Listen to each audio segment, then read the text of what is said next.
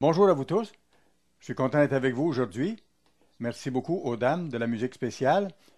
Et j'ai apprécié aussi la belle sermonnette du Dr. Scott Winnail. Nous sommes presque 200 personnes ce matin ici. J'apprécie beaucoup les bénédictions que Dieu donne à son Église. Nous sommes reconnaissants de la croissance dans l'Église. Mon épouse et moi avons eu un excellent voyage au Canada. J'ai vraiment apprécié m'y rendre.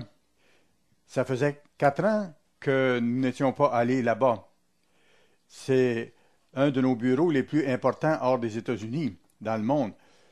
Et ils ont plusieurs stations de télévision. Leur revenu est bien. Et ils ont un impact sur l'œuvre à travers le monde. Et ils produisent des émissions de télévision qui sont présentées à Hong Kong maintenant. Nous sommes très reconnaissants de ça. Nous avons eu 258 personnes à la Pentecôte.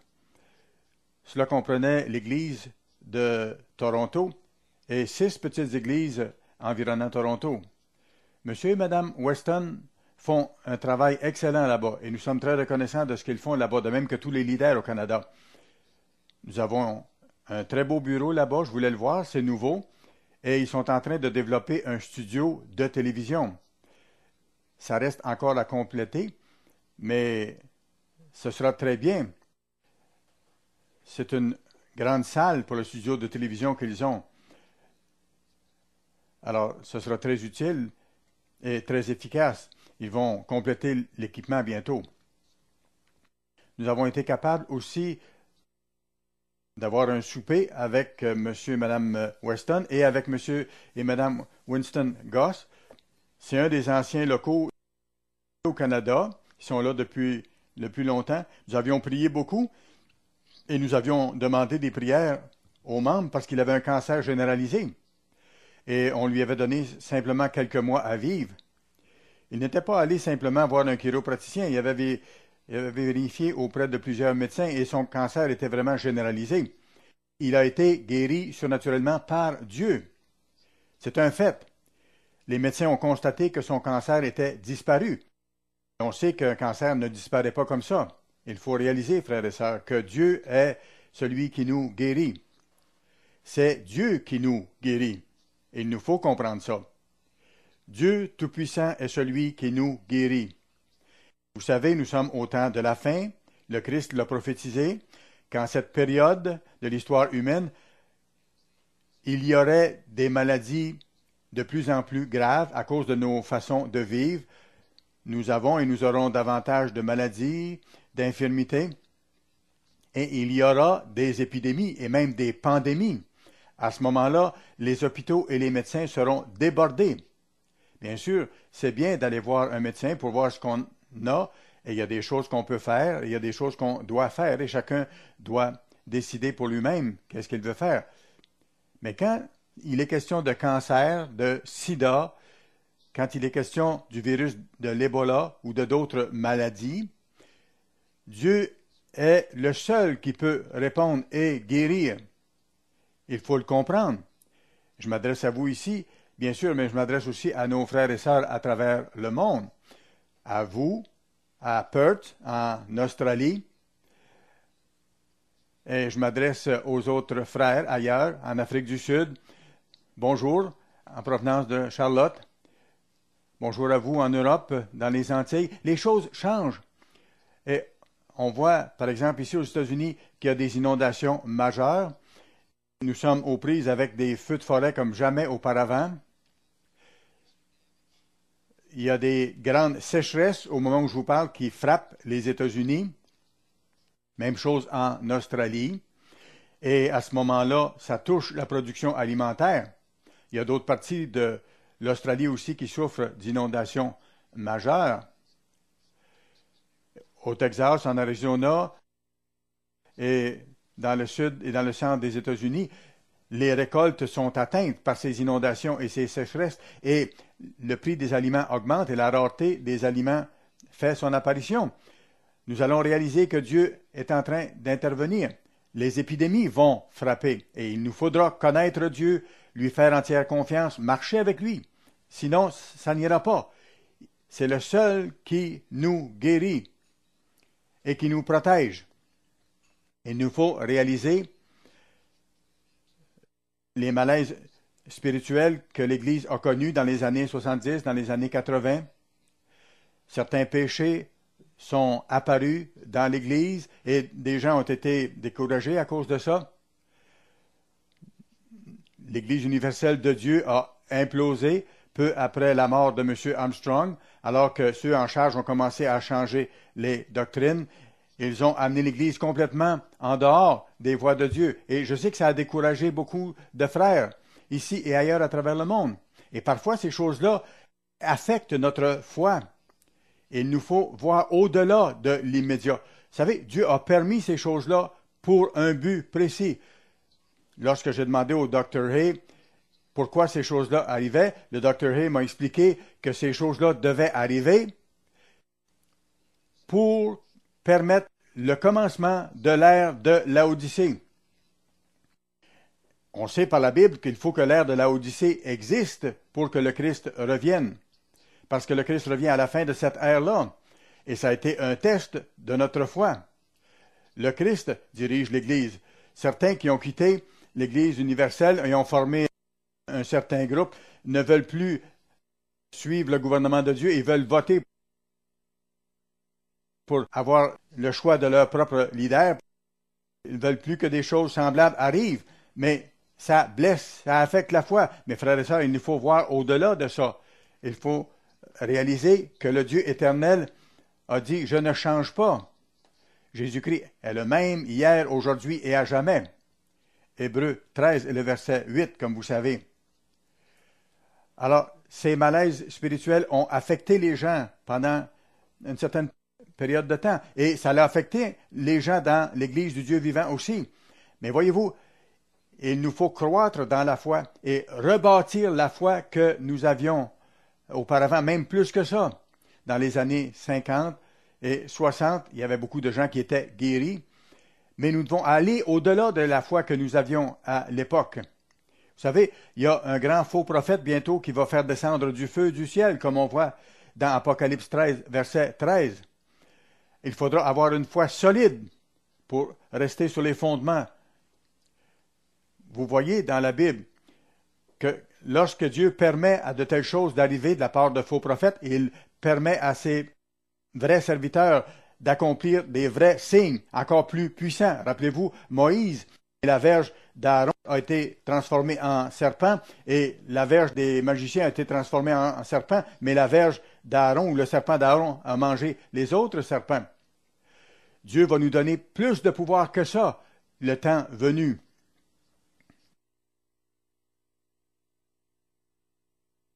Ce sera des vrais miracles, non pas des croix qui s'illuminent ou des voix dans la noirceur, non pas du tout. Pensez à ces choses-là. Notre Dieu est réel, ces choses-là sont réelles, et les événements de ce livre sont en train de s'accomplir et vont s'accomplir encore davantage. Les promesses de Dieu vont se réaliser et il nous faut augmenter la foi plus que jamais auparavant. Et nous allons voir ces choses-là se passer à notre époque.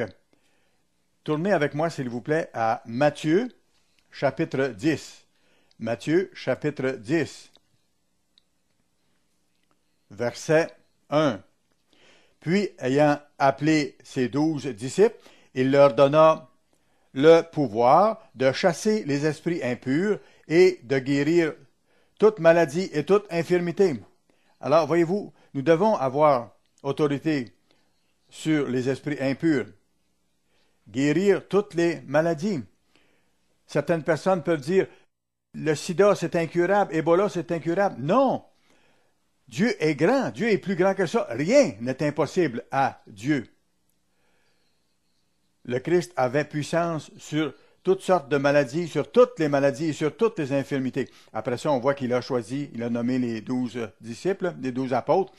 Allons à verset 8 maintenant. Allez, verset 7, prêchez et dites, le royaume des cieux est proche. C'est le royaume qui va venir des cieux, le gouvernement de Dieu qui sera établi sur la terre. Donc, la première mission, prêcher l'Évangile. Deuxièmement, verset 8, guérissez les malades. Nous devons d'abord prêcher l'Évangile, ensuite guérir les malades, ressusciter les morts. Vous avez peut-être dans votre Bible une petite note concernant ce passage, ressusciter les morts. Cette note dit que le texte reconnu ne contient pas ce petit passage, ressusciter les morts. Ce n'est pas impossible de ressusciter les morts. C'est arrivé à 2 reprises, une fois avec Paul, une fois avec l'apôtre Pierre, bien sûr. Le Christ l'a fait, mais ce n'est pas une mission que nous avons pour le temps de la fin comme telle.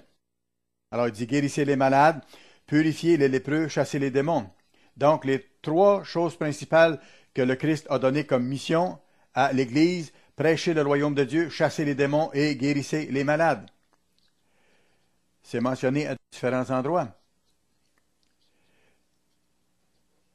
Ce sont les 3 choses fondamentales du message ou de la mission de l'Église, des vrais ministres de Dieu, comme on voit dans Marc 6. Luc chapitre 10. Luc chapitre 10 maintenant, verset 1.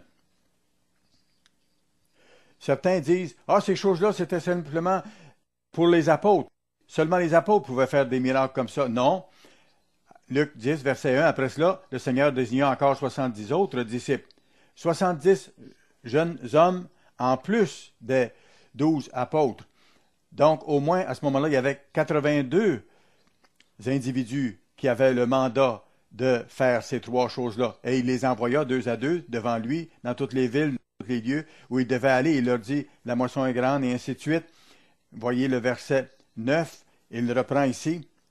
Verset 9, il dit, guérissez les malades qui s'y trouveront et dites-leur, le royaume de Dieu s'est approché de vous. Et que dire de chasser les démons? Le Christ doit l'avoir dit parce que regardez le verset 17. Au retour des 70, qu'est-ce qu'ils avaient fait? Les 70 revinrent avec joie, disant, Seigneur, les démons même nous sont soumis en ton nom. De par l'autorité du Christ, Jésus leur dit, je voyais Satan tomber du ciel comme un éclair. Le Christ était là lorsque Satan a été chassé du ciel lors du premier assaut de Satan et de ses démons au trône de Dieu, comme on voit à Ésaïe 14. Et il y en aura un autre assaut au trône de Dieu, comme on voit dans Apocalypse 12, verset 19. Voici, je vous ai donné le pouvoir de marcher sur les serpents et les scorpions et sur toute la puissance de l'ennemi, et rien ne pourra vous nuire. Si nous avons une vraie foi envers Dieu, les choses vont se passer comme ça.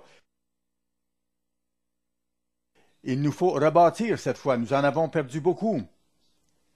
Je me rappelle au Texas de l'Est, en 1951, j'avais 22 ou 23 ans, on baptisait des gens parfois dans des endroits dangereux. Il y avait des serpents d'eau et Dieu nous a protégés. On descendait dans l'eau. Une fois, je me rappelle, on a baptisé M. Al Baird. Certains, vous vous en rappelez. Il est devenu un ministre par la suite. Raymond McNair et moi, nous l'avons baptisé en 1951 dans un bayou.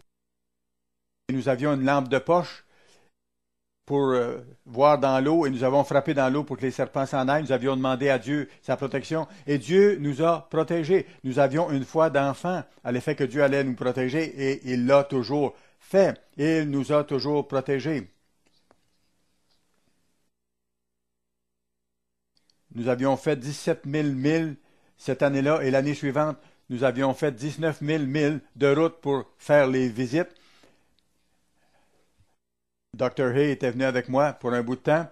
Il était mon leader dans le département d'éditorial, mais pour ce qui est des tours de baptême, c'est moi qui lui enseignais et qui l'amenais avec moi. Au milieu de l'été, Norman Smith est venu nous rejoindre à ma maison à Joplin, Missouri, et moi je suis retourné pour préparer la pure vérité. Dr. Hay a continué avec Norman Smith. Regardez le verset 20. Cependant, ne vous réjouissez pas de ce que les esprits vous soient soumis. Vous savez, lorsque ces choses-là vont arriver, il ne faudra pas s'enfler la tête. C'est pas nous qui faisons ça, c'est le Christ qui fait ça à travers de faibles êtres humains.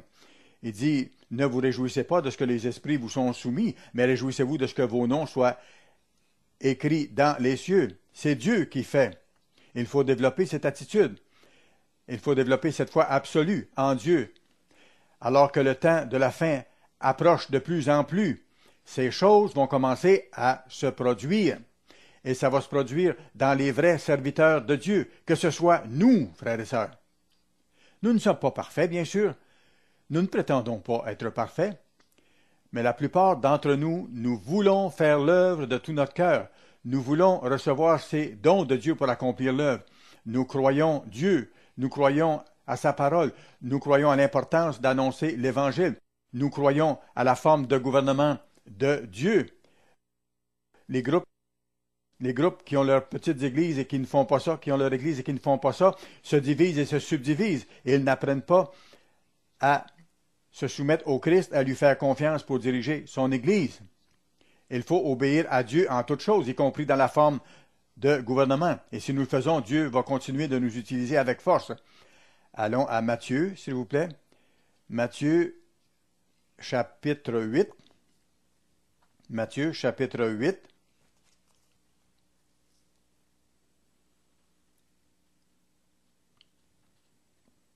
Verset 16. Ici, Jésus a guéri la belle-mère de Pierre. Pierre était supposé d'être le premier pape, mais il avait une épouse.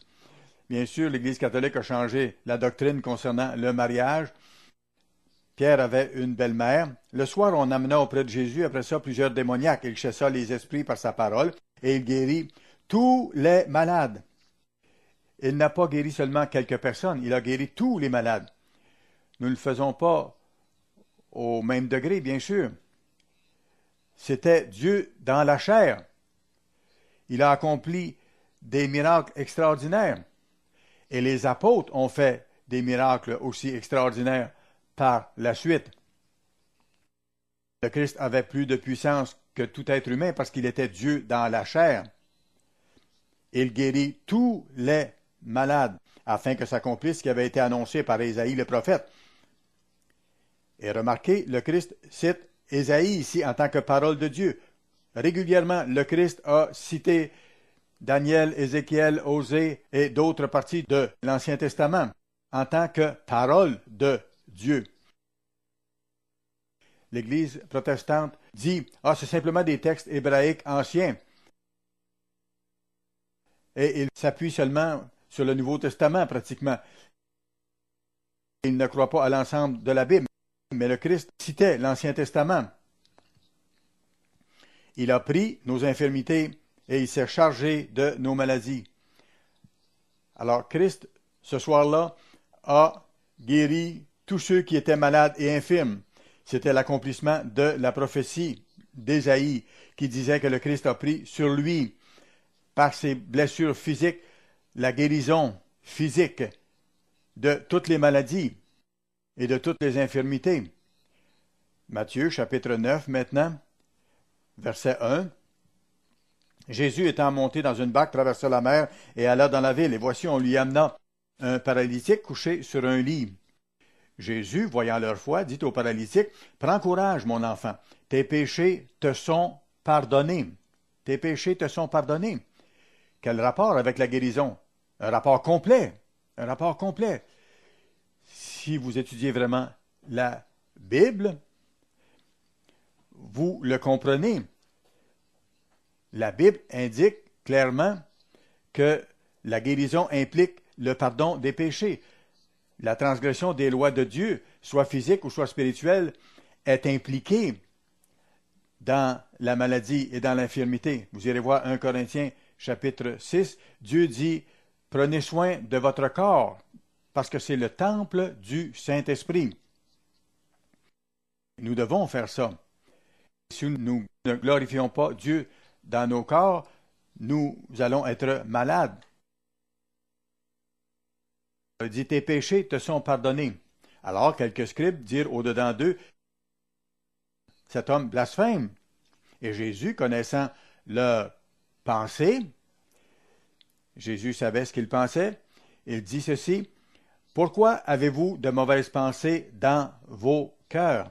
Car lequel est le plus aisé de dire, tes péchés sont pardonnés, ou de dire, lève-toi et marche? Or, afin que vous sachiez que le Fils de l'homme a sur la terre le pouvoir de pardonner les péchés, lève-toi, dit-il au paralytique, prends ton lit et va dans ta maison. Et il se leva et s'en alla dans sa maison. Quand la foule vit cela, elle fut saisie de crainte et elle glorifia Dieu qui a donné aux hommes un tel pouvoir. Dieu a donné un tel pouvoir au Christ. Et le Christ a transféré ce pouvoir aux apôtres et aux 70 qui ont eu un ministère à accomplir.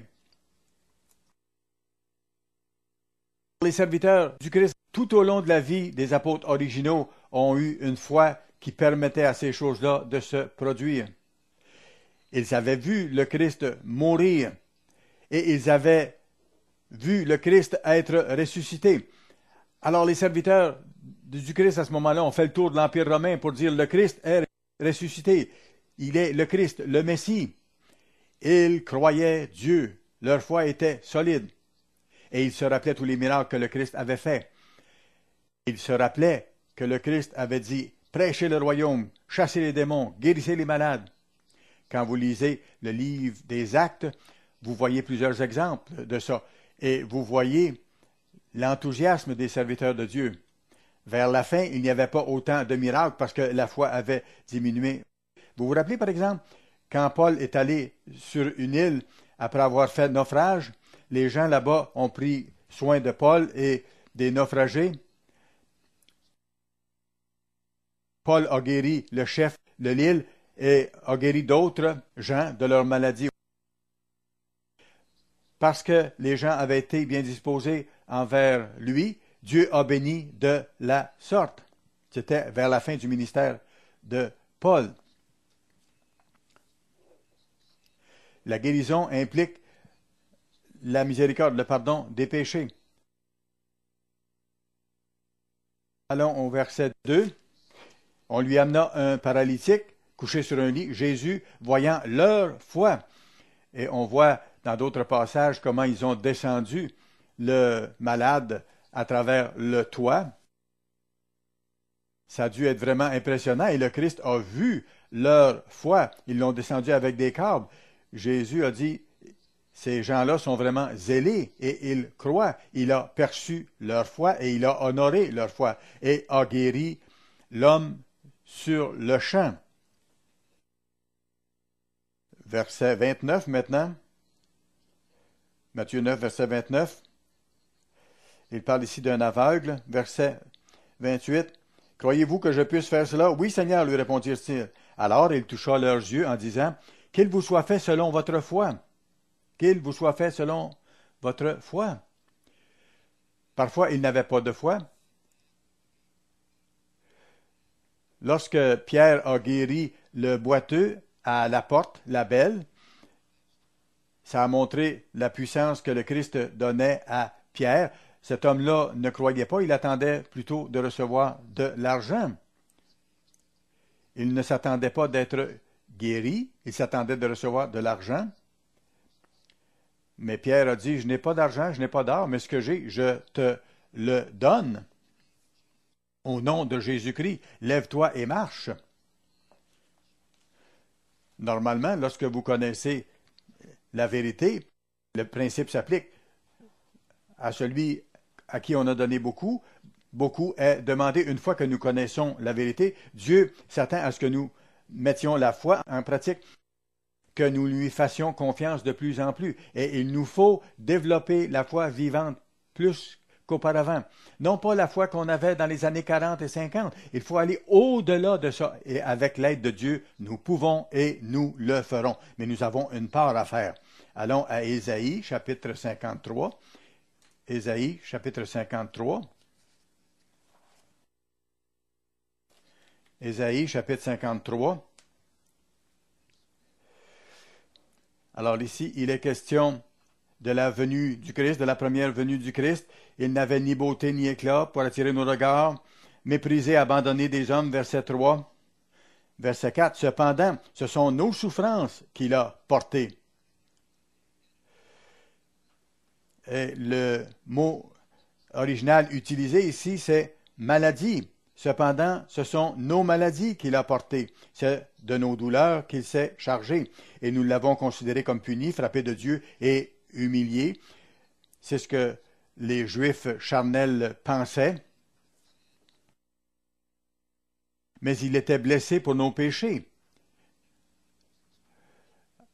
Alors, voyez-vous, la terrible flagellation, tous les coups qu'il a reçus, la lance plantée dans son côté, tout ça était voulu, planifié pour payer pour nos erreurs physiques et pour nos péchés, à cause de toutes nos négligences.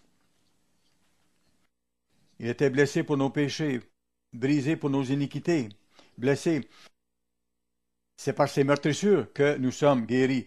Pierre note ça dans le Nouveau Testament, 1 Pierre 2, 24, lui, par les meurtrissures duquel vous avez été guéris. Alors, Pierre paraphrase ce passage dans ces mots, parce qu'au moment où Pierre a écrit ces choses-là, le Christ était déjà mort et ces meurtrissures avaient eu lieu. Alors, il met la chose au passé et la promesse de guérison était en cours.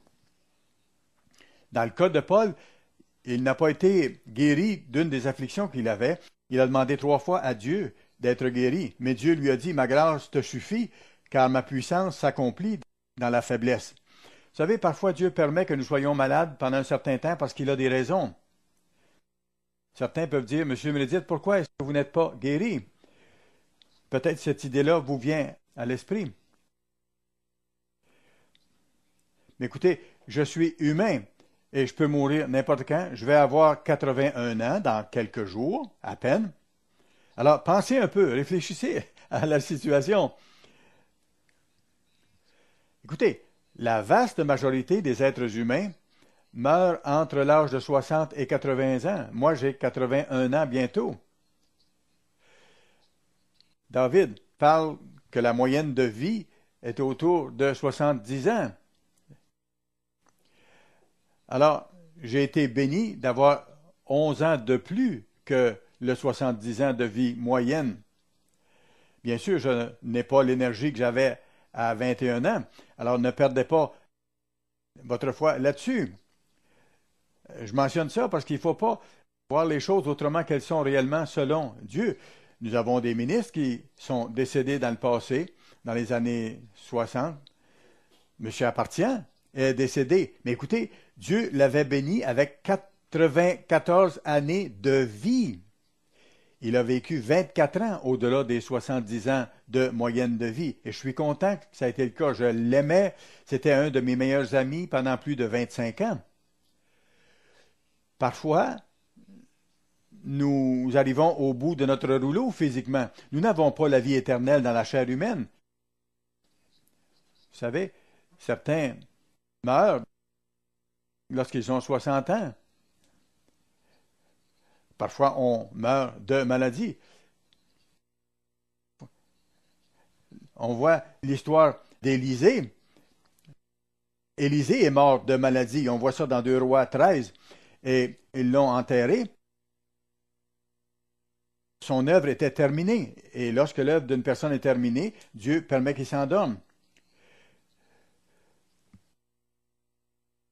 Richard Armstrong est mort jeune, mais Dieu a accompli 3 miracles majeurs 2 mois avant qu'il décède. C'est comme si Dieu mettait son sceau pour dire « Richard est bien, son chemin est fait ».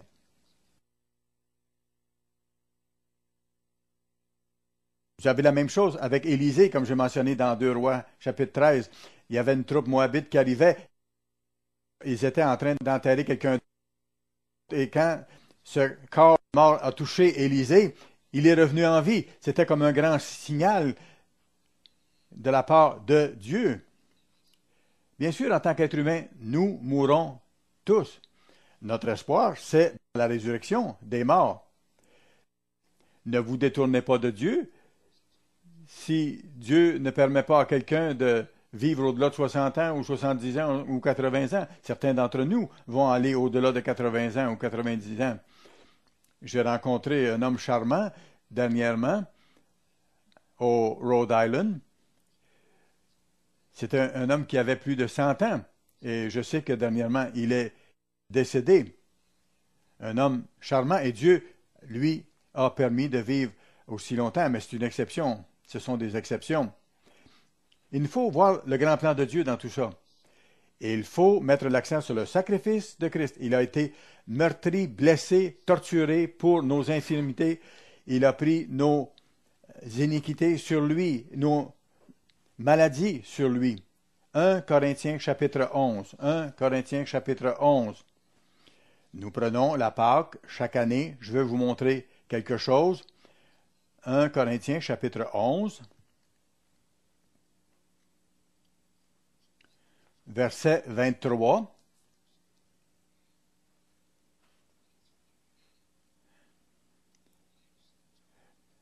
Paul écrivait aux Corinthiens charnels qui prenaient la Pâque ivres, des gens qui se comportaient mal de toutes sortes de façons. Alors Paul dit ceci, car j'ai reçu du Seigneur ce que je vous ai enseigné. Paul avait été enseigné directement par le Christ, comme on voit dans Galates 1. C'est que le Seigneur Jésus, dans la nuit où il fut livré, prit du pain. Il prit du pain. Certains argumentent en disant, pourquoi est-ce que nous ne prenons pas la Pâque en même temps que les Juifs? Non, le Christ a pris la Pâque le soir avant d'être crucifié, au début du 14e jour. Et après avoir rendu grâce, il le rompit et dit, « Ceci est mon corps. » Ce pain rompu à la Pâque, comme nous l'avons expliqué, pensez-y, lorsqu'on rompt ce pain, c'est un rappel du corps brisé de notre Sauveur, pour que nous soyons guéris par ces meurtrissures physiques. Le Christ a passé par des souffrances horribles, volontairement, pour payer l'amende de nos négligences et de nos fautes physiques. Ceci est mon corps qui est rompu pour vous. Faites ceci en mémoire de moi. De même, après avoir soupé, il prit la coupe et dit, cette coupe est la nouvelle alliance. Les alliances dans l'Ancien Testament étaient ratifiées avec du sang. Alors c'est la nouvelle alliance en mon sang. Faites ceci en mémoire de moi toutes les fois que vous en boirez. Ce n'est pas de prendre la Pâque aussi souvent qu'on désire, non, au jour fixé par Dieu. Il dit, faites-le en mémoire de moi, car toutes les fois que vous mangez ce pain et que vous buvez cette coupe, vous annoncez la mort du Seigneur. Il n'observait pas les anniversaires de naissance dans le Nouveau Testament. On célébrait la date de mort de quelqu'un. Ce n'est pas mauvais de souligner le jour de naissance d'un des enfants. Par exemple, je me rappelle, M. Armstrong parfois donnait des fleurs à sa mère le jour de son anniversaire de naissance, mais il n'y avait pas de grande célébration. Ce n'est pas ce que nous faisons. Il dit, vous annoncez la mort du Seigneur. C'est ça que Dieu veut qu'on se rappelle, non pas nos anniversaires. C'est pourquoi celui qui mangera le pain ou boira la coupe du Seigneur indignement, avec une mauvaise attitude ou de façon négligente, sera coupable envers le corps et le sang du Seigneur. Le monde ne comprend pas ça. Martin Luther, le fondateur de l'Église protestante, était vraiment en colère après l'Église catholique parce qu'il vendait des indulgences, c'est-à-dire les gens pouvaient commettre l'adultère, s'enivrer et ainsi de suite, et ils pouvaient ensuite donner de l'argent pour bâtir Saint-Pierre de Rome. C'est pour ça qu'il y a tellement de richesses là-bas. J'ai fait mes recherches pour ma thèse là-dessus. J'ai consacré plusieurs centaines d'heures. Et Martin Luther avait vu les prêtres catholiques à Rome s'amuser, boire beaucoup de vin, et lorsqu'il disait la messe, au moment de la communion, il faisait des jeux, pour ainsi dire, parfois entre eux, et il prenait beaucoup de vin, et il faisait des concours pour savoir qui dirait le plus vite en latin les formules faites pour la messe. Alors c'était une façon indigne C'était une façon négligente de faire les choses. Celui qui mange et boit sans discerner le corps du Seigneur mange et boit un jugement contre lui-même. Le corps du Christ a été brisé pour payer l'amende de nos péchés physiques. C'est pour cela qu'il y a parmi vous beaucoup d'infirmes et de malades et qu'un grand nombre sont morts. Des gens qui mouraient prématurément à cause de cette sorte d'attitude. Si nous nous jugions nous-mêmes, nous ne serions pas jugés. Mais quand nous sommes jugés, nous sommes châtiés par le Seigneur afin que nous ne soyons pas condamnés avec le monde. Dieu châtie tous ses enfants qu'il aime et toutes les nations qu'il aime. Et c'est une raison pour laquelle notre nation a les problèmes horribles qu'elle commence à connaître maintenant, parce qu'elle nous aime. Il nous punit, parfois il nous châtie personnellement en nous laissant avoir des maladies ou des problèmes financiers ou autres. Ça nous humilie. La douleur, la maladie nous amène sur nos genoux et c'est bon pour nous. Nous apprenons à travers ça et Dieu le permet parfois. Rappelez-vous ce que Dieu a dit à Paul, « Ma grâce te suffit car ma puissance s'accomplit dans la faiblesse. »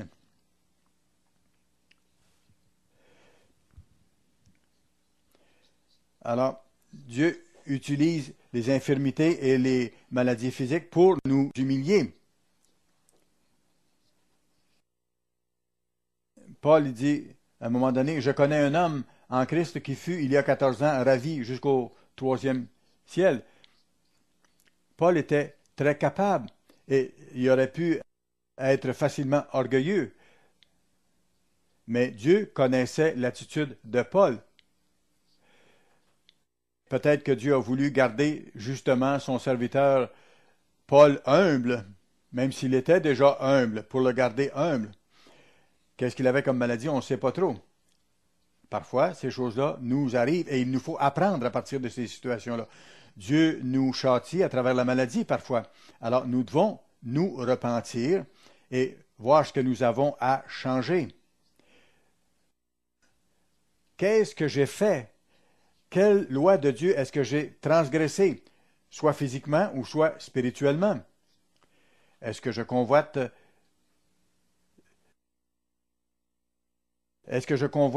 une femme? Est-ce que j'ai des idées de violence que je garde dans ma tête? Il nous faut éliminer ça. Il faut nous examiner pour nous repentir de toute faute, de tout péché. Parce que pour être guéri physiquement, il faut être pardonné. Parfois, il s'agit d'un péché physique, mais parfois, c'est des péchés spirituels qui sont en cause. Comment est-ce qu'on pourrait espérer que Dieu nous pardonne lorsqu'on continue à transgresser les lois de Dieu, physiques ou spirituelles? Pensez-y. Est-ce que Dieu est tellement désireux de vous guérir totalement et très rapidement si vous continuez à manger mal, si vous buvez trop, ou si vous buvez du Coke ou du Pepsi et toutes sortes de breuvages très sucrés et faisant toutes sortes de choses mauvaises, ou si vous mangez trop et que vous engraissez, c'est mauvais aussi. Certains d'entre vous avaient cette tendance. Moi, je n'ai pas cette tendance-là, je n'ai pas ce problème, heureusement, mais je sais que certains ont ce genre de problème. Alors, il faut réfléchir à ces choses-là. Quelle loi spirituelle ou physique sommes-nous en train de transgresser? J'ai parlé de mon sermon d'aujourd'hui à quelques personnes et quelques individus m'ont dit « Il faut que vous parliez des habitudes alimentaires des gens et leur façon de vivre. » Parce que les gens parfois amènent ce genre de problème-là, ces maladies-là, sur eux-mêmes à cause de leurs mauvaises habitudes. Alors écoutez, je veux vous parler avec affection aujourd'hui. On voit dans les journaux, dans les revues et dans certains reportages à la télévision, de plus en plus régulièrement maintenant, on parle d'une épidémie d'obésité qui frappe nos pays. Une épidémie d'obésité. Mon épouse et moi sommes allés en Europe plusieurs fois au cours des années et ils n'ont pas autant de gens obèses que nous avons ici en Amérique. Pourquoi? parce qu'ils mangent de plus petites portions à chaque repas. Nous, ici en Amérique, on mange des quantités astronomiques. Deuxièmement, les gens en Europe marchent. Ils marchent beaucoup. Alors qu'ici, dans nos pays, nous restons assis longtemps. Il y a même des jeunes gens qui ne feront pas la distance de 2 coins de rue à pied pour aller au restaurant. Ils vont prendre leur voiture parce qu'ils ne marchent pas. Certaines personnes détestent faire de l'exercice. Je me rappelle au collège, j'ai déjà donné des conférences sur le besoin de faire des exercices. Et je me rappelle, Ted Armstrong, une fois, m'avait dit, avec humour bien sûr, il a dit, Rod, lorsque vous dites aux enfants de faire de l'exercice, ceux qui sont athlétiques vont faire davantage d'exercice et ceux qui n'aiment pas l'exercice n'en feront pas plus. Et je pense qu'il avait raison. Certains ne veulent pas changer. Frères et sœurs, il faut que vous dépassiez ce stade. Il faut que vous preniez de l'exercice régulièrement. Il faut que vous perdiez du poids. Ou bien, vous allez être malade ou mourir. On ne veut pas que vous mouriez, que vous soyez malade. Mais vous allez mourir prématurément ou être très malade si vous devenez trop gras, si vous avez trop d'embonpoint et que vous ne faites pas d'exercice. De très nombreux articles maintenant sont publiés dans les journaux, dans les revues. On en parle de plus en plus parce que ça devient un problème majeur dans nos sociétés modernes. On parle d'épidémie, d'obésité en Amérique. J'en ai parlé à nos ministres en Europe et ils m'ont dit, oui, c'est vrai, nos gens marchent beaucoup, font beaucoup d'exercices et mangent moins abondamment que les Américains. Nos gens ici en Amérique restent assis et ne marchent pas. Ne commencez pas à marcher 5 km le premier jour. Commencez avec 1 km, 1 km et demi, 2 km et ainsi de suite. Allez-y graduellement pour en arriver à faire 3 et 4 km par jour ensuite, ou aller au gymnase. Vous pouvez faire des exercices aérobiques. C'est des exercices qui provoquent le réchauffement du corps, la transpiration. Aérobique, ça veut dire quelque chose qui favorise l'oxygénation. Au basketball, vous courez et vous commencez à vous oxygéner davantage parce que votre corps se réchauffe. Jouer au golf, par exemple, ça a moins de valeur en termes d'exercice que de jouer au basketball pendant une demi-heure.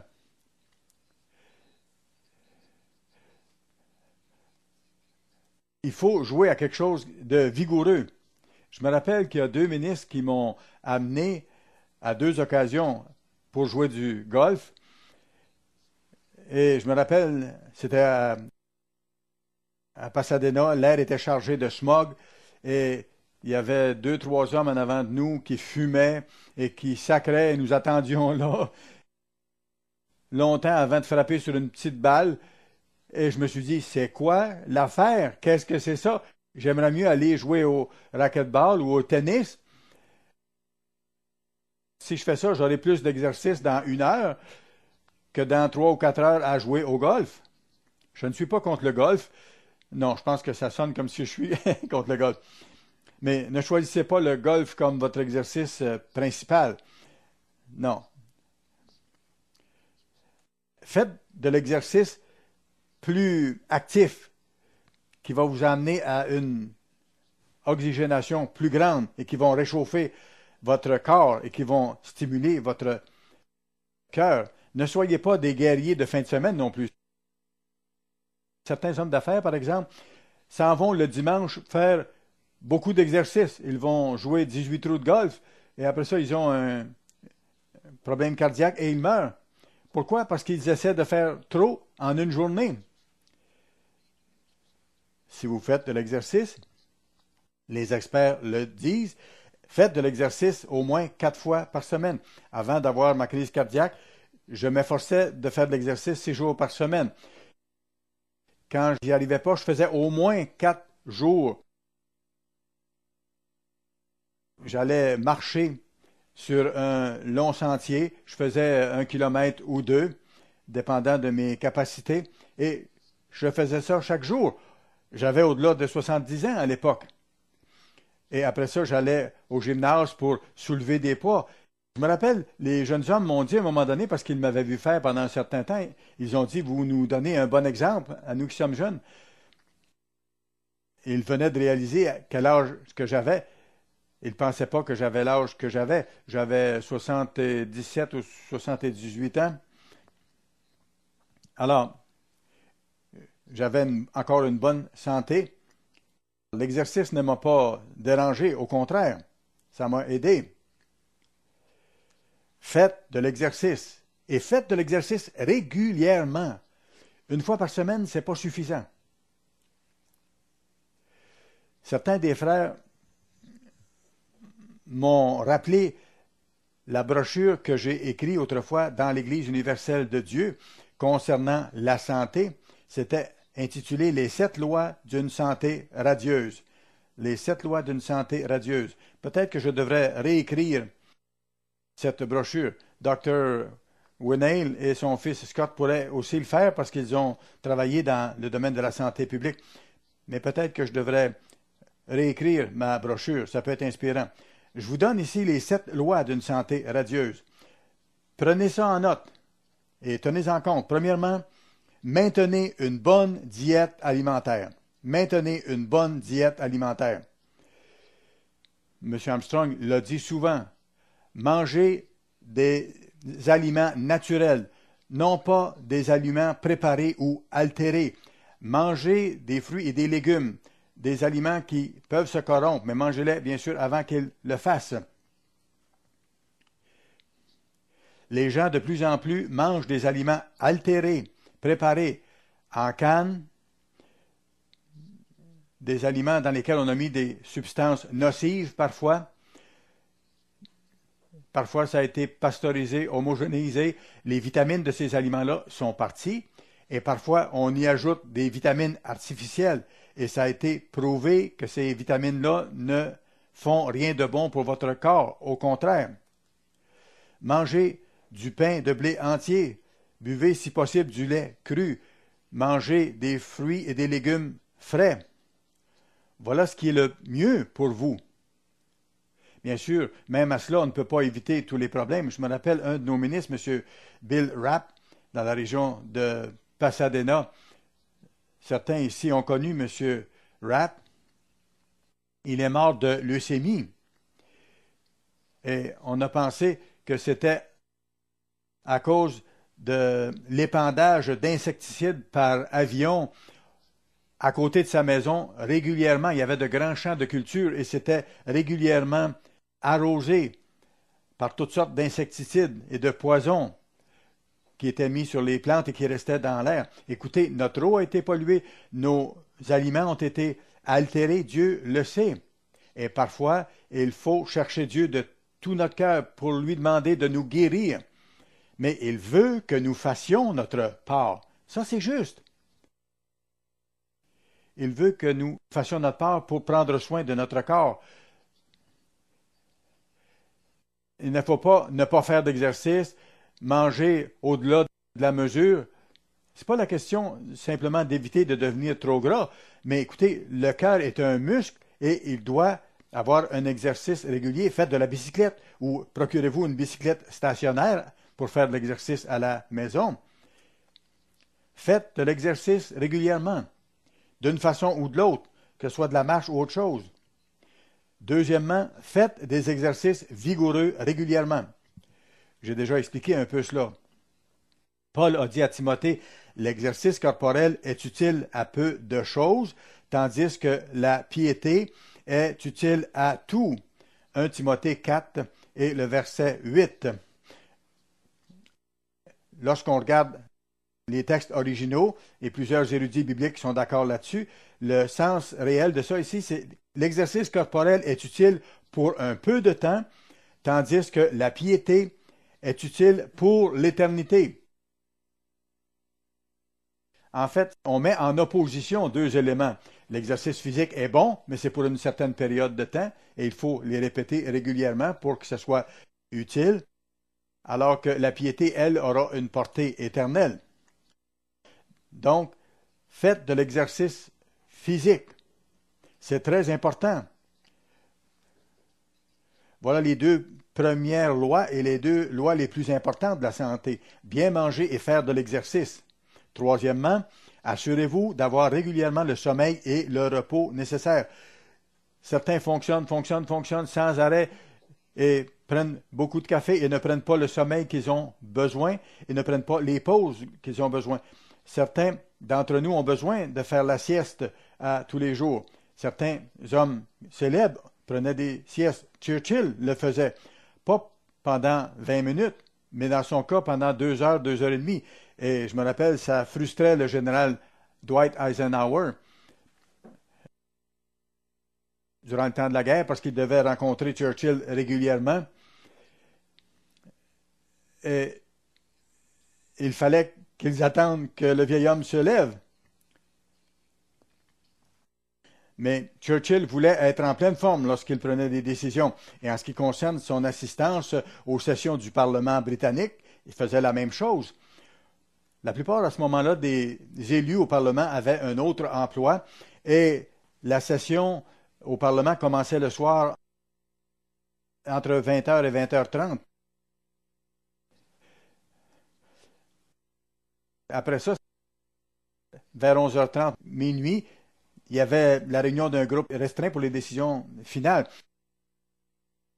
Winston Churchill savait ça. Alors, il prenait un long repos dans l'après-midi et il arrivait en pleine forme le soir. Il pouvait prendre les bonnes décisions. Après ça, il allait se coucher vers 1 heure du matin.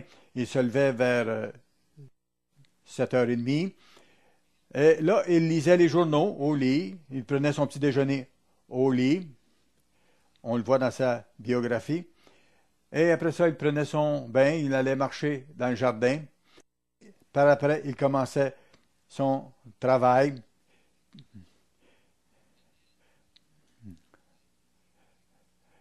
Et là, il prenait son souper, il prenait son repas du soir après avoir fait ses travaux d'après-midi.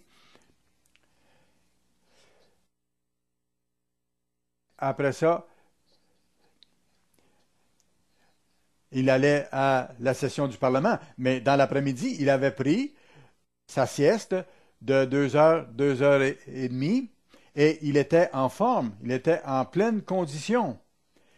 Il agissait puissamment. John Foster Dulles, secrétaire d'État américain, faisait la même chose aussi. Et plusieurs de nos grands leaders faisaient comme ça une sieste ou 2 petites siestes dans le jour. Et ils étaient plus en forme après. Vous, les jeunes gens, vous n'avez pas besoin d'une sieste aussi longue. Alors, je ne veux pas ici que les gens au bureau, au quartier général, demandent de faire une sieste de 2 heures, non. Quatrièmement, la propreté et l'hygiène. Les médecins vous diront à quel point c'est important. Vous allez un peu partout durant la journée, vous touchez toutes sortes de choses, dans les toilettes publiques, les poignées de porte et autres. Il y a des virus là-dessus, des germes. Alors, il faut se nettoyer les mains souvent. Cinquièmement, air frais et soleil. Air frais et soleil. C'est très utile. Dans nos villes, c'est plus difficile maintenant d'avoir de l'air frais. Mais si vous pouvez trouver un endroit où l'air est frais, allez au soleil, marchez, prendre un peu d'éclairage du soleil directement sur vous. Vous allez accumuler de la vitamine D, qui est absolument essentielle à notre organisme physique.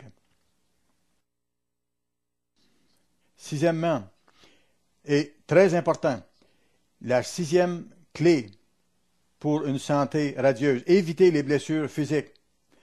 Vous pouvez être une jeune femme et faire de la danse aérobique, vous pouvez faire beaucoup d'exercices de toutes sortes de façons.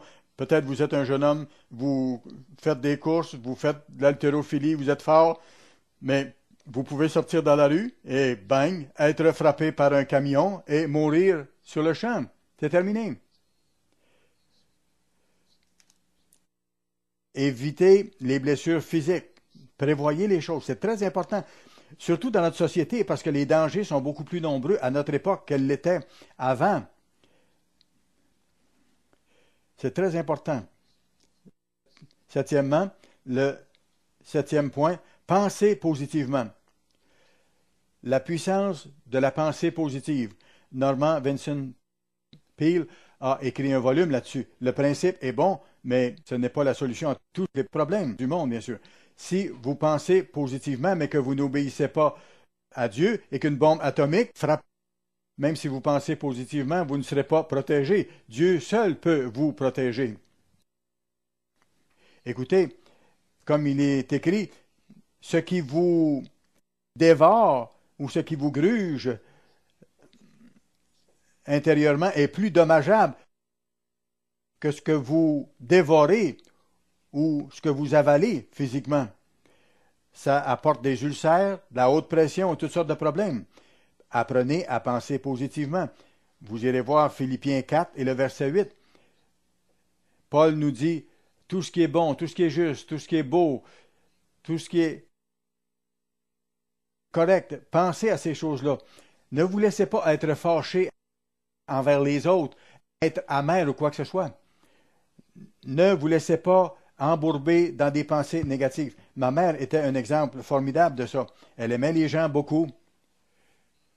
Elle a vécu jusqu'à 94 ans. Ce qui l'a tué, c'est qu'elle voulait avoir un dessert chaque soir. Et je l'ai averti. Un soir, je me rappelle, monsieur et madame Ames étaient là. Et je lui ai dit, maman, ne mange pas de dessert. Elle m'a dit, mon fils, si je ne peux pas manger de dessert, je ne peux pas vivre. Alors j'ai arrêté de parler. Le dessert l'a tué à l'âge de 94 ans. Ah, c'est une blague, bien sûr. Elle est morte de vieillesse. Elle a eu une très longue vie parce que, aussi, elle faisait attention à sa santé. Elle ne mangeait pas toutes sortes d'aliments sans valeur. Elle était très positive, elle était active. Elle voyait les choses de façon positive. Et j'essaie d'apprendre d'elle et d'abord de Dieu, bien sûr. Si vous transgressez ces lois physiques, frères et sœurs, vous péchez. Ce sont des erreurs physiques, ce sont des transgressions physiques, mais vous péchez contre votre corps. Votre corps est le temple du Saint-Esprit. Comment voulez-vous que Dieu intervienne spirituellement pour vous guérir si vous ne faites pas d'exercice, si vous mangez trop, si vous buvez trop, si vous gardez de l'amertume, si vous êtes en conflit avec plein de personnes, que vous accusez les autres, que vous cherchez à régler des problèmes à votre façon? Non, repentez-vous, pardonnez, repentez-vous. Quel est le premier message que Jean-Baptiste a dit? Repentez-vous. Et qu'est-ce que le Christ a dit au début de son ministère? Marc 1, chapitre 14. Repentez-vous et croyez à la bonne nouvelle. Et ça a été le cas pour tous les serviteurs de Dieu par la suite. Le jour de la Pentecôte, qu'est-ce que Pierre a dit? Repentez-vous et soyez baptisés. Il nous faut être disposés à changer, à reconnaître que nous nous sommes trompés. Certains d'entre nous, nous nous sommes trompés dans la façon d'avoir soin de notre corps. Nous n'avons pas eu soin de notre corps. Nous avons transgressé les lois de Dieu. Et même nous avons laissé des pensées mauvaises entrer dans notre esprit. Nous avons mal agi de différentes façons. Alors, nous avons dû nous repentir et nous devons nous repentir encore chaque jour de notre vie. C'est ce que je fais. Je demande à Dieu de me pardonner chaque jour. J'essaie d'examiner à la fin de chaque jour qu'est-ce que j'ai pu faire de mal. Je ne commets pas l'adultère, je ne tue pas, non. Mais j'ai de la vanité, de la jalousie et j'ai de la convoitise.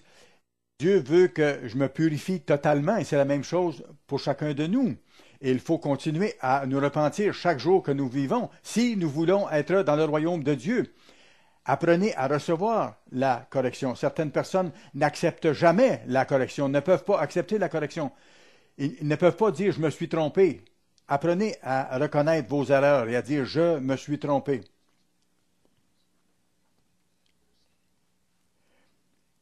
Autre chose qu'il nous faut comprendre. Une chose très importante,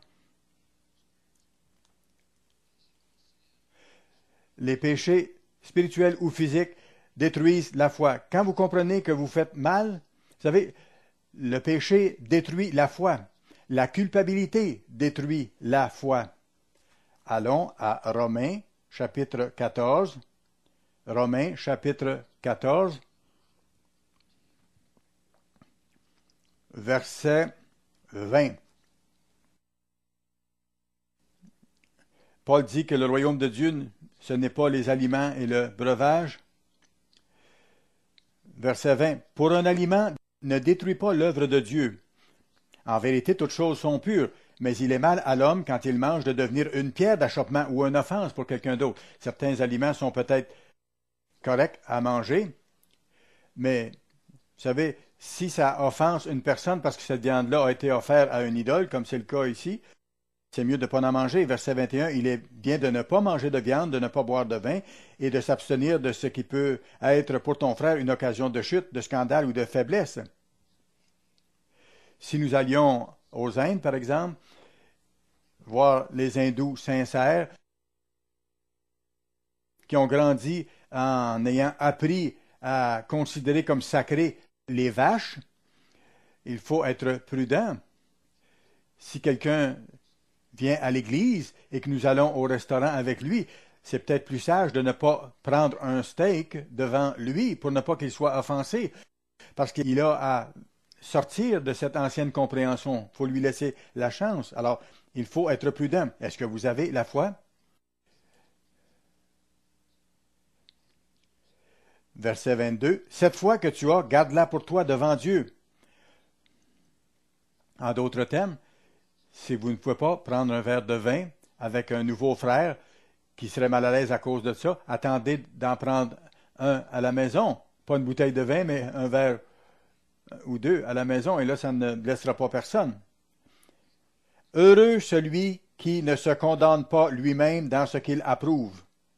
En d'autres termes, il faut être sûr de faire ce qui est juste. Mais celui qui a des doutes, si vous pensez que vous ne devez pas faire quelque chose, si vous croyez sincèrement que ce n'est pas bien de boire du vin, alors ne prenez pas de vin. Dieu ne vous commande pas de boire du vin, excepté à la Pâque. Celui qui a des doutes au sujet de ce qu'il mange est condamné, parce qu'il n'agit pas par conviction. Tout ce qui n'est pas le produit d'une conviction est péché. Je vous ai déjà parlé de ma grand-mère méthodiste. Elle était vraiment gentille, généreuse, mais elle n'a pas été appelée à ce moment-là. Et je me rappelle, elle parlait du commerce d'alcool qui était mauvais, et elle disait le rhum des démons. Mon oncle, qui a écrit l'ancien cours de Bible, le docteur Paul C. Meredith, avait grandi dans cette atmosphère-là qu'il était mauvais de prendre du vin. Et il est allé voir M. Armstrong un jour, il m'en a parlé par la suite, et M. Armstrong lui a dit, docteur Meredith, vous n'êtes pas obligé de boire du vin, excepté à la Pâque. Il a dit, oui, ça va. Alors M. Armstrong lui a dit, n'en prenez pas, à moins que vous ne prouviez avec certitude que vous pouvez en prendre. Et 2 ou 3 ans après, il m'a invité chez lui, à Altadena, où il avait une petite maison. Et il a sorti une bouteille de vin. Nous avons chacun pris un verre de vin avec notre repas. Mais chose amusante, vous savez d'où venait le vin? D'Israël. Je savais comment il pensait. Alors, dans son esprit, c'était un peu mieux que le vin vienne de Jérusalem, parce que le Christ avait sans doute bu du vin de Jérusalem. Et bien sûr, par la suite, il a commencé à boire d'autres sortes de vins, un peu de bière à l'occasion. Mais écoutez, soyez prudents. N'offensez pas la conscience des gens. Tout ce qui n'est pas le produit d'une conviction est péché. Si vous savez que vous devez faire de l'exercice et que vous ne le faites pas, vous êtes responsable. Si vous savez que vous ne devez pas prendre un autre verre ou prendre une autre portion de viande ou de pommes de terre ou un autre morceau de pain, si vous savez que vous ne devez pas le faire et que vous le faites, vous transgressez la loi. Vous allez me dire que je veux vous faire sentir coupable. Oui, je veux que vous ne fassiez pas ces choses-là, que vous honoriez Dieu, que vous glorifiez Dieu dans vos corps. Apprenez à dire non à un verre additionnel, à une autre portion de viande ou à une autre portion de pommes de terre ou à une seconde assiettée. ce qui n'est pas le fruit de la foi est une faute.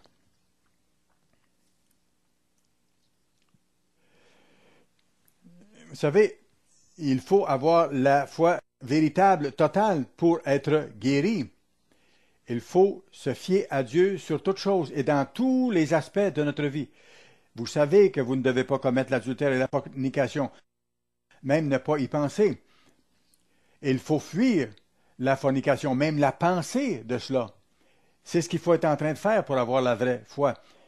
Je me rappelle le cas du Dr. Hay quand nous sommes arrivés au collège. Richard Armstrong a emmené Dr. Hay, moi et Raymond Cole. Nous sommes allés à Ensenada, plus au sud que Tijuana,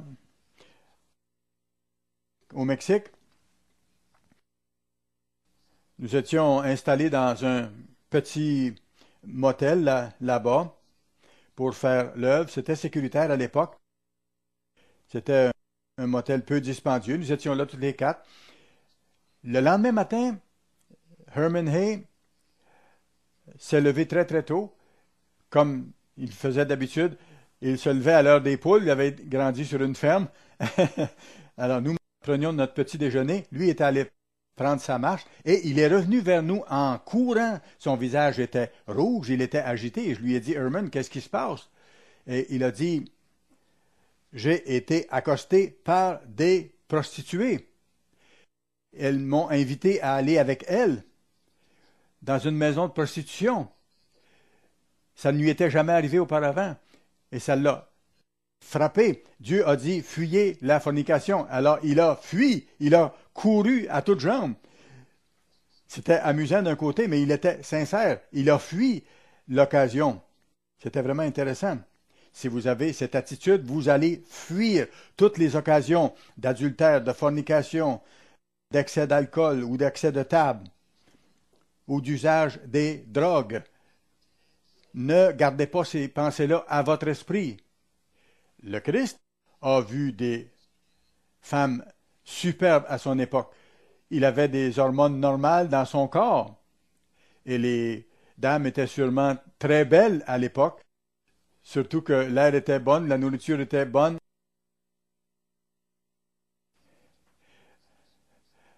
Et le Christ les a vues.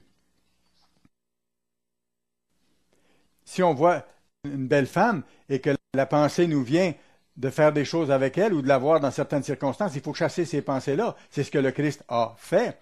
C'était un être humain normal, mais il a vaincu le péché dans la chair. Il a fui la fornication. Il a fui l'adultère. Et il n'a jamais été impliqué dans des activités sexuelles durant toute sa vie, 33 ans et demi. Et je vous dis, les filles devaient être très jolies à l'époque. Elles prenaient beaucoup d'exercices, mangeaient bien et ainsi de suite. Elles devaient être superbes. Mais le Christ contrôlait sa pensée. Et il nous faut, nous, amener toute pensée captive à Christ. Et ça concerne tous les aspects de notre vie.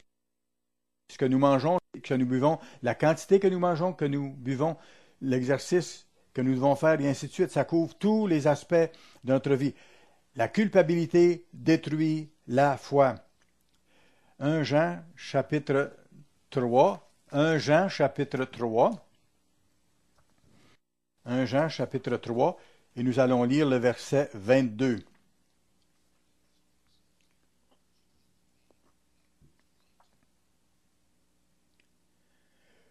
Quoi que ce soit que nous demandions, lorsque nous prions Dieu, nous lui demandons des choses, nous le recevons de lui. Pourquoi? Parce que nous gardons ses commandements. Tous ses commandements. Et que nous faisons ce qui lui est agréable.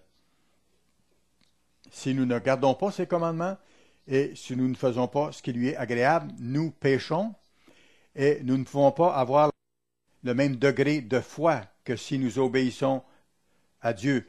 La culpabilité détruit la foi. Certains d'entre vous à travers le monde et ici, vous péchez. Apprenons cette leçon. Développons la foi, marchons avec Dieu. Marchez avec Dieu, parlez-lui, communiquez avec lui. Laissez le Christ vivre sa vie en vous au long de chaque jour, tout au long de chaque journée. Tout ce qui n'est pas le fruit d'une conviction est péché et il nous faut le comprendre et développer à partir de là la sorte de foi nécessaire. Jacques chapitre 5. Jacques chapitre 5, verset 13. Quelqu'un parmi vous est-il dans la souffrance qu'il prie? Quelqu'un est-il dans la joie qu'il chante des cantiques? Quelqu'un parmi vous est-il malade? Vous voulez être guéri? Qu'il appelle les anciens de l'Église, les ministres, et que les anciens prient pour lui. Et c'est ce que nous faisons dans l'Église. Que les anciens prient pour lui en loignant d'huile au nom du Seigneur. L'huile d'olive représente le Saint-Esprit de Dieu. La prière de la foi encore, la prière de la foi sauvera le malade. C'est la base. La foi égale l'amour. Si vous aimez vraiment Dieu, que vous le connaissez, alors vous lui faites confiance. Si vous aimez quelqu'un profondément, vous apprenez à lui faire confiance. À plus forte raison, Dieu, parce que jamais Dieu ne se trompe. Si vous obéissez à Dieu, si vous lui faites entière confiance, si vous aimez vraiment Dieu, vous allez obéir à ses voies. 1 Jean 5, 3. L'amour de Dieu consiste à observer ses commandements. Tout ça va ensemble. Foi, amour, obéissance. Voilà la vraie façon de vivre chrétiennement.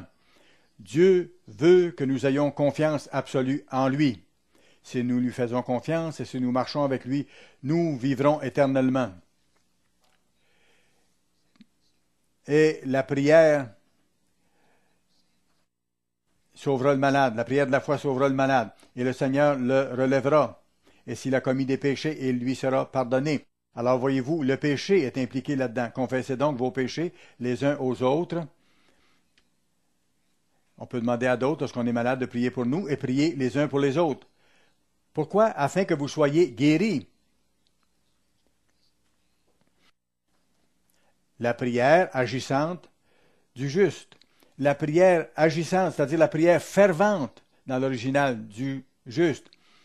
Marchez par foi, par ferveur. Priez de tout cœur, demandez avec zèle. Il faut que l'Église retrouve la foi qu'elle avait avant. Il faut développer la foi des apôtres, la foi du Christ. Demandons que Dieu nous donne les dons de son Saint-Esprit, que nous ayons davantage de foi, que nous puissions guérir les malades, que nous chassions les démons, que nous annoncions l'Évangile au monde avec grande puissance. Et le Christ va donner les signes qui doivent accompagner l'annonce de l'Évangile au temps de la fin. Vous irez dans Marc 6, versets 1 à 6. Un jour, le Christ est revenu dans sa ville et il n'a pu faire aucun miracle là à cause de leur incrédulité, de leur manque de foi, non pas son manque de foi. Il faut avoir une atmosphère de foi dans l'Église. Il nous faut développer ce genre d'atmosphère de foi. Mettre notre foi en Dieu, marcher avec Dieu dans tous les aspects de notre vie pour que nous ayons foi au grand Dieu qui intervient de plus en plus dans les affaires du monde. Supplions Dieu de nous donner le don des guérisons, qu'il nous donne les dons du Saint-Esprit. Marchons avec Dieu et nous allons ainsi entrer dans le royaume de Dieu. Faisons de ça une croisade. Comprenez bien, ce n'est pas un sermon en passant que je vous donne, c'est un sermon de base. Il nous faut restaurer le christianisme original. Prêcher l'Évangile, guérir les malades, chasser les démons. C'est quelque chose d'énorme. Faisons-en une croisade. Prions Dieu qu'il nous accorde de le faire au maximum. Faites votre part pour que ça se réalise.